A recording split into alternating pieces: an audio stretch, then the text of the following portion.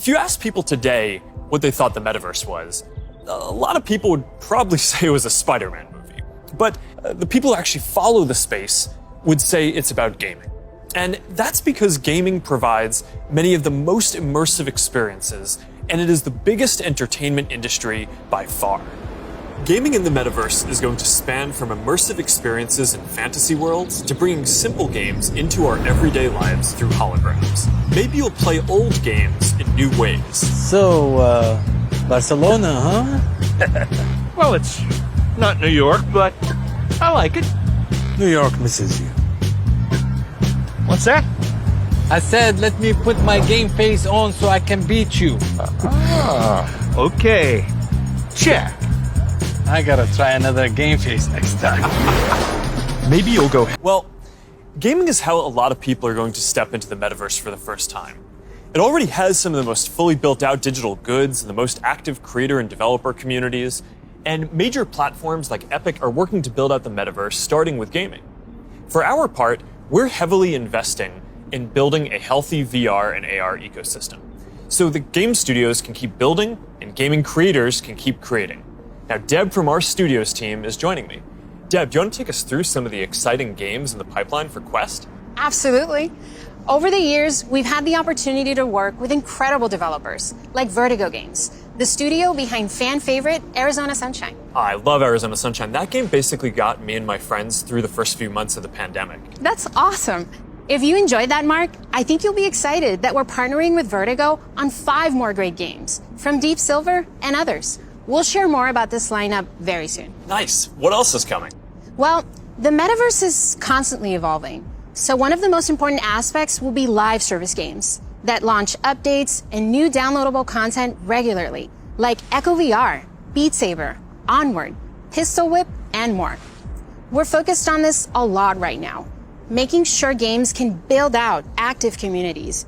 Beat Saber has a passionate community. Oh, I love Beat Saber. So do I. And Beat Saber just passed $100 million in lifetime revenue on Quest alone. It's a great example of a game that keeps releasing fresh content. They've actually been working on evolving the way that you interact with the tracks and feel the music. Also, the team has been working on something really cool. Check this out.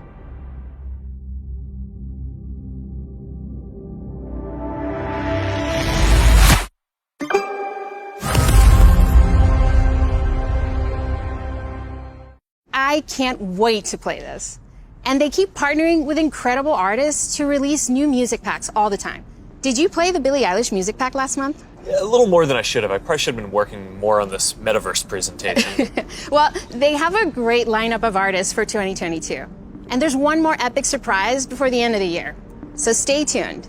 Okay, have you played Population 1? I mean, yeah, I love the game so much that... For those who haven't, Population 1 is a thrilling battle royale that is only possible in VR. Since its launch at Connect last year, it has become one of the highest earning games on Quest and the biggest multiplayer FPS on the platform. You can have up to 24 people in at once for a match. We're super excited to keep launching big updates, like an all-new autumn event later in November and a Winter Wonderland update in December.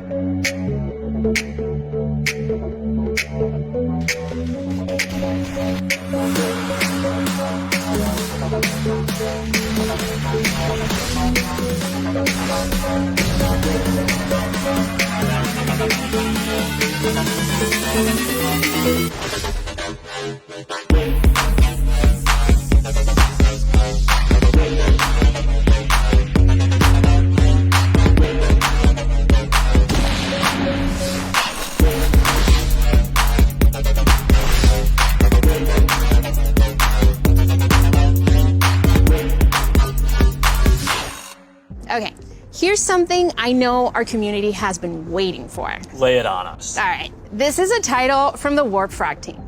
This is the team that set the standard for VR combat physics when it launched on Rift in 2019. That's right, Blade and Sorcery Nomad, the built for VR medieval fantasy sandbox that pairs magic with melee, is launching on Quest later this year.